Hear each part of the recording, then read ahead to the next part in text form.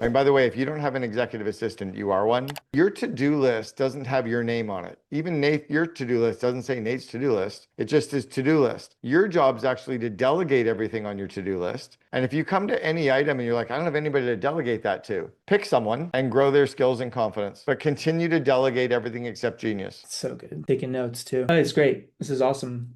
This will be a repeat video for me for sure. So when you think about these conversations happening, the responsibility of a leader and the way that you framed it, what changes over time and how do you see that expand within the business as you actually do that? One way is that it starts to relieve you of working on the stuff that's on your plate. And by the way, if you don't have an executive assistant, you are one. So anybody who's running a business needs to get stuff off their plate. My EA actually has been delegating to an EA she hired 2 years ago now in the Philippines. So because Meredith has been with me for 10 years. So Meredith's now taking on higher and higher level project work and more business areas for me, allowing me to drop into my unique ability, doing media interviews, doing podcast interviews, coaching my clients, doing some networking. That's all I like to do. Everything else I'm okay at or good at, but I don't love. But the more that I can delegate that stuff, then I get to step back and look at my people and think, what can I do with them? How can I help so-and-so? Right? How do I align so-and-so? And how can I just show up and be present and engaged in my meetings with them versus showing up stressed because I'm running from meeting to meeting and trying to get through my next 400 emails, or dealing with some C player who's not really delivering the results and I don't really like, and now I'm showing up with negative energy for the Amy's. So good.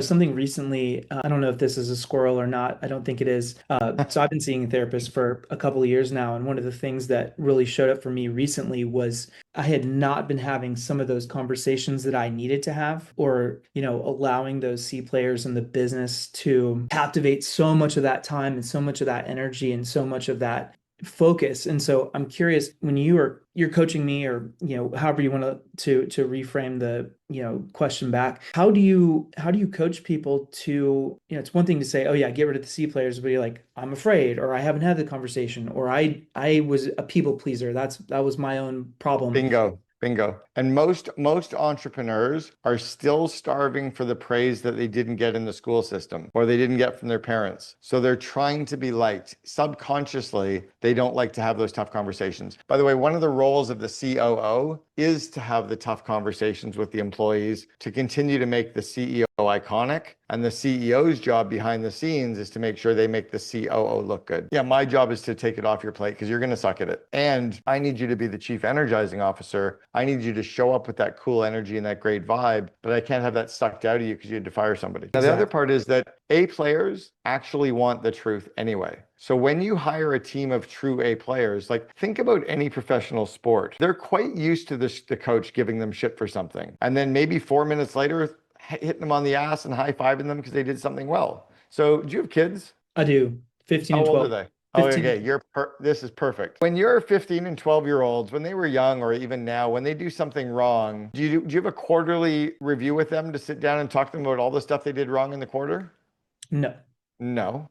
When do you tell them about it? We address it in the moment and then we move on. Bingo, you addressed it in the moment. And you probably also addressed the issue, not the person, right? Correct. Hey, And you did. specifically, I love you. Let's talk about the how. Bingo. I love you so much, but you did this wrong. This can't happen again. This is what I need from you. Do you get it? Yes, I love you. Yeah. But we have to do that with our employees. You have to sit down with your A players and go, hey, Bianca, fucking love you, man. You are crushing it in marketing right now, but this thing here sucks. We're got to do better with this. Like, what do you need from me so that you see this stuff? But man, you are fucking crushing it. I love it. Or I might not even do the shit sandwich and do the second praise right then, but I make darn sure that day a couple times I show her a couple other things that she's doing well. I don't address the stuff she's not, but I'll go back to her and go, oh, by the way, this flyer fucking is incredible. Love this one. Thank you.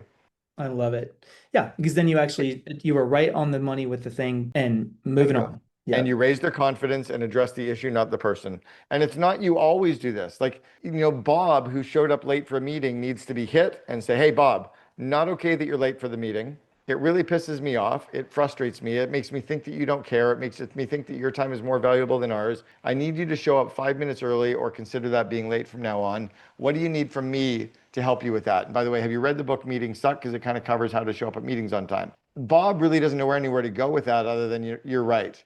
But if I said to Bob, you're always late for meetings, he's going to go, no, 3 weeks ago on Tuesday, I was there before you. So you're not addressing the always, you're addressing that specific situation that you just raised to the conflict for. Your kids don't always spill the milk, right? They spilled the milk because they didn't follow this way of pouring the milk.